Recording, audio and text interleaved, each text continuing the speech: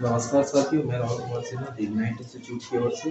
तो आज हम लोग देखने वाले हैं प्रीवियस ईयर 2022 चैप्टर 2, 3, 4 से रिलेटेड क्वेश्चन, जिसको आज हम लोग सॉल्व करके देखेंगे और आप लोग भी देखेंगे कितना क्वेश्चन आप लोग सॉल्व कर पा रहे हैं। ठीक है, ये आपके प्रीवियस ईयर से रिलेटेड क्वेश्चन है, तो ये आप लोगों के लिए एग्जाम के लिए बहुत हेल्पफुल है। चलिए इसको हम लोग सॉल्व करके देखते हैं। यदि किसी संख्या और उसके व्युत्क्रम का योग 10/3 है, संख्या और उसके व्युत्क्रम, तो अगर आप मान लेंगे, माना कि संख्या x, तो उसका व्युत्क्रम क्या हो जाएगा? उसका व्युत्क्रम हो जाएगा 1/x। किसी संख्या और उसके व्युत्क्रम, व्युत्क्रम का योग पूछ रहा है ना, तो मान लीजिएगा कि समीकरण x संख्या बराबर x, तो उसका व्युत्क्रम क्या हो जाएगा? 1/x, ऐसा आप मान लेंगे। ठीक है, तो इनका योग, संख्या और उनके व्युत्क्रम का योग कितना दे दिया है? 10/3 दे दिया है। अब अगर आप इसको सॉल्व करके देखेंगे तो यहाँ आपको प्राप्त होगा x² + 1 = 10/x। एक और x का एलसीएम ले लिया, x प्राप्त हो गया, 1 से x को भाग दिया x, x गुना x किए तो x² प्लस था, यहाँ पे प्लस था तो प्लस दे दिए, और यहाँ x से x को डिवाइड किए तो 1, 1 × 1 1 = 10x। अब आप इसको क्या करेंगे? इक्वल 10/3 है ना, 10/3। अब इसको क्रॉस मल्टीप्लाई करेंगे, यहाँ आपको प्राप्त होगा 3x² + 3 = 10x। अगर आप इसको इक्वेशन बनाएंगे तो यहाँ आपको प्राप्त होगा 3x² - 10x + 3 = 0। ठीक है, जैसे कि आप लोग बहुपद में भी सॉल्व किए हैं, द्विघात समीकरण में भी सॉल्व किए हैं, तो आप इसको सॉल्व करके देखेंगे 10x है 10x + 3 = 0। ठीक है, अब अगर आप इस इक्वेशन को सॉल्व करते हैं 3x² - 10x + 3, तो यहाँ आपको पता है कि बीच वाले पद को ऐसे तोड़ना है कि जोड़ने पे क्या हो, -10x प्राप्त हो जाए, गुना करने पे 3 × 3 9x² अर्थात 9 प्राप्त हो जाएगा। ठीक है, तो यहाँ देखते हैं 3x² - 9x लिख लीजिए, -x लिख लीजिए, प्लस 3 = 0। या तो आप इसको ऐसे लिखेंगे, या तो नहीं तो कैसे लिखेंगे? 3x² - x - 9x + 3 = 0। आप इसको ऐसे भी लिख सकते हैं। इन दोनों में क्या कॉमन दिख रहा है? तो इन दोनों में 3x कॉमन दिख रहा है।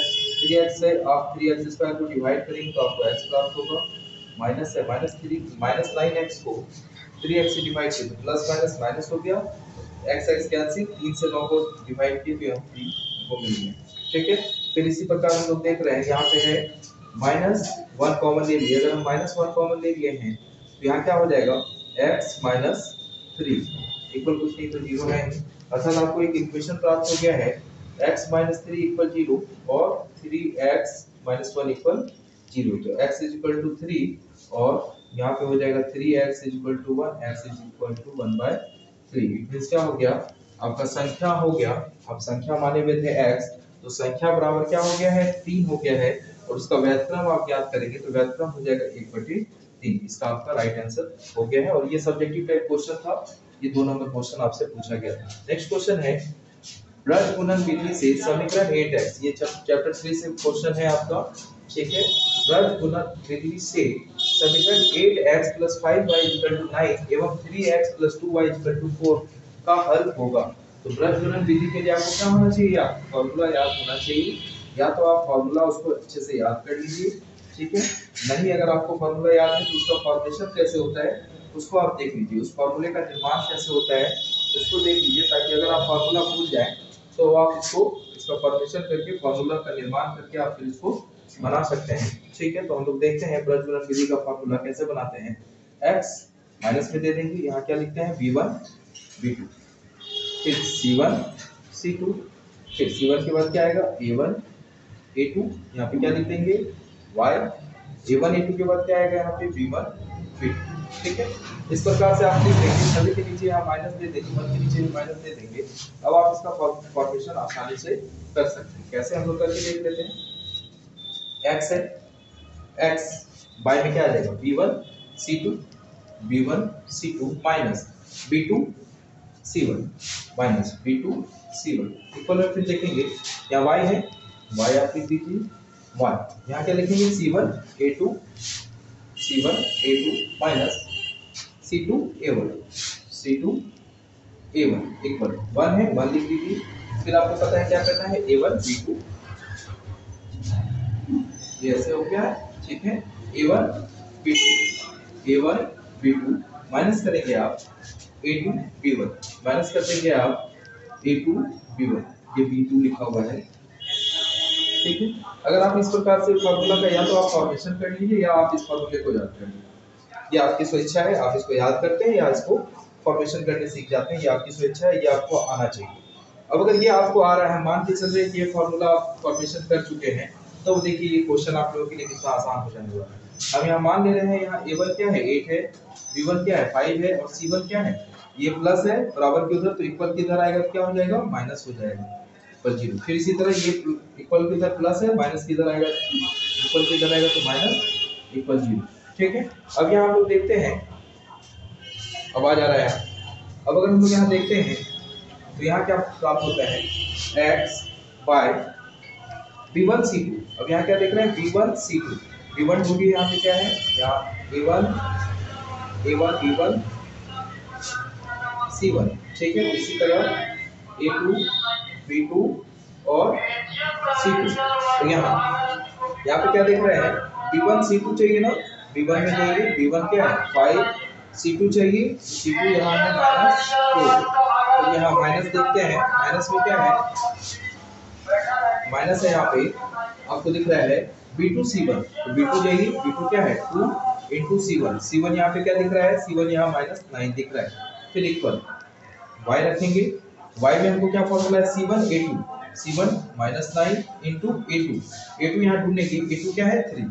फिर यहाँ इसी प्रकार माइनस c2 a1, अब यहाँ ढूंढिए c2 क्या है -4 into a1, 8 into a1 देखना है, तो यहाँ a1 हमको क्या दिख रहा है 8 दिख रहा है। फिर इक्वल 1/1। अब यहाँ क्या है a1 a2, ढूंढिए a1 कहाँ है, a1 है यहाँ पे 8, a1 b2, b2 यहाँ पे क्या है 2, माइनस है a2 b1। अब यहाँ a2 ढूंढिए, a2 यहाँ पे क्या है, a2 यहाँ पे कितना है 3 into b1 यहाँ पे क्या है b1 यहाँ पे 5 है, ठीक है। अब अगर आप इसको सॉल्व करते हैं, अब अगर आप इसको सॉल्व करके देखिए तो minus x by -20 minus into minus plus 8। फिर इसी तरह y by -27 minus into minus plus 32, ठीक है, इक्वल 1/16 माइनस 15 आपको मिलता है, ठीक है। अब अगर आप इसको प्लस माइनस कर लेंगे तो यहाँ आपको प्राप्त होगा x बाय -2, y में क्या प्राप्त होगा आपको, y में प्राप्त होगा y बाय 5 और 1 में आपको प्राप्त होगा 1/1, ठीक है। अब अगर हम दोनों को अलग अलग मान दे देते हैं, यहाँ आपको मिलता है x बाय -2 इक्वल 1/1 और इधर y बाय 5 इक्वल 1/1। अब यहाँ x बराबर हो जाएगा -2 और y बराबर हो जाएगा 5। तो ऐसे आप इसको सॉल्व कर सकते हैं। अगर आप रजमूलन विधि बनाए हुए हैं तो ये आपके लिए आसान क्वेश्चन है, नहीं बनाए हुए हैं तो ये फॉर्मूला का फॉर्मेशन कैसे हुआ ये देख लीजिए या इस फॉर्मूले को याद कर लीजिए, आप आसानी से इस क्वेश्चन को हल कर पाएंगे और ये 2 नंबर का क्वेश्चन आपको आसानी से प्राप्त हो जाएगा, ठीक है। आगे देखते हैं, क्वेश्चन है चैप्टर 4 से आपका, चैप्टर 4 है द्विघाती समीकरण। द्विघात समीकरण x² - 2√2x + 1 = 0 के मूल होंगे। मूल है, मूल देखिए हमेशा बच्चे क्या कंफ्यूज हो जाते हैं, मूल और मूल की प्रकृति। b से मूल की प्रकृति प्राप्त होता है और मूल बराबर फॉर्मूला -b ± √b² - 4ac/2a होता है। तो कई बार बच्चे मूल निकाल करके ही उसका आंसर सब छोड़ देते हैं कि वही इसका आंसर है, लेकिन ऐसा नहीं है, ठीक है। जब मूल बोलेगा तो आपको मूल बताना पड़ेगा, ठीक है। तो हम लोग इसको देखते हैं। क्वेश्चन है द्विघात समीकरण x² - 2√2x + 1 के मूल होंगे। तो मूल बराबर फॉर्मूला क्या है, ये फॉर्मूला आपको याद होना चाहिए। मूल बराबर फॉर्मूला आपको याद रहेगा तभी आप इस क्वेश्चन को हल कर पाएंगे, नहीं तो फिर ये आपसे हल नहीं होने वाला, ठीक है। देखते हैं तो मूल बराबर फॉर्मूला आपको क्या है, मूल बराबर होता है -b ± √b² - 4ac/2a, ये फॉर्मूला होता है। अगर आपको यहाँ तक पता है ये फॉर्मूला आप जान रहे हैं तो फिर ये आपके लिए आसान हो जाने वाला है। क्यों? क्योंकि आपके पास इक्वेशन क्या है, यहाँ कुछ नहीं, इसका गुणा x का गुणा क्या है 1 है, ये क्या है a यहाँ बी यहाँ पे क्या है -2√2 और यहाँ सी क्या है 1 है यहाँ, ठीक है। एक्स स्क्वायर का गुणांक यहाँ पे 1 था।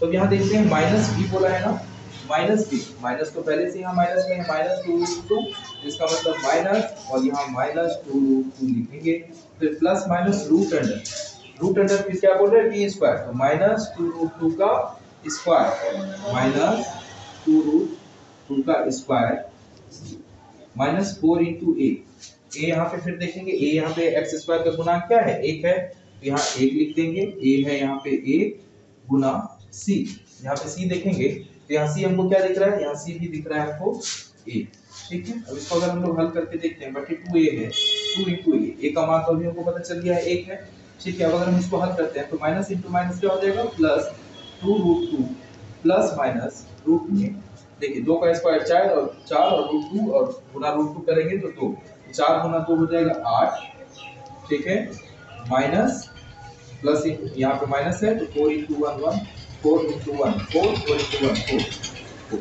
बाय 2। अब अगर हम इसको हल करते हैं यहाँ हमको प्राप्त होता है 2√2 प्लस माइनस √4 बाय 2। अगर आप इसको और हल करेंगे, इसको रूट से बाहर निकालते हैं तो प्राप्त होता है 2√2 प्लस माइनस 4 बाय 2। देखिए प्लस माइनस है ना, तो एक प्लस में एक माइनस में, इसका मतलब 2√2 प्लस 4 बाय 2 और एक निकलेगा 2√2, यहाँ पे गड़बड़ हो गया, यहाँ पे अगर आप देख रहे हैं, अगर आपको यहाँ दिख रहा है, यहाँ दिख रहा है आपको √4 है ना, √4 को अगर हम बाहर निकालते हैं यहाँ हमको प्राप्त होता है 2√2 प्लस माइनस क्या आ रहा है, प्लस माइनस 2 आ रहा है, पाई क्या है 2 से 2 को आप अगर कैंसिल करा देंगे यहाँ आपको मिलेगा 2√2 प्लस माइनस 1, ठीक है। इसका मतलब आप इक्वेशन बना सकते हैं 2√2 प्लस 1 और बना सकते हैं 2√2 माइनस 1, यही इसका सही आंसर हो जाएगा। तो आप इसको ऐसे सॉल्व कर सकते हैं। इसके लिए आपको फॉर्मूला याद होना आवश्यक है, मूल बराबर फॉर्मूला आपको मालूम होना चाहिए, फॉर्मूला आपको याद रहेगा तभी आप इसको हल कर पाएंगे, नहीं तो ये हल नहीं होने वाला, ठीक है। नेक्स्ट क्वेश्चन है, इसका सही आंसर क्या हो गया, 2√2 प्लस 1 और 2√2 माइनस 1, ठीक है।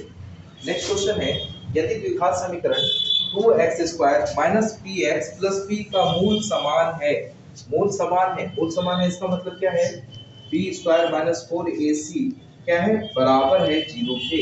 मूल समान होने का यही मतलब होता है, प्रकृति क्या है इसका, बराबर है 0 के।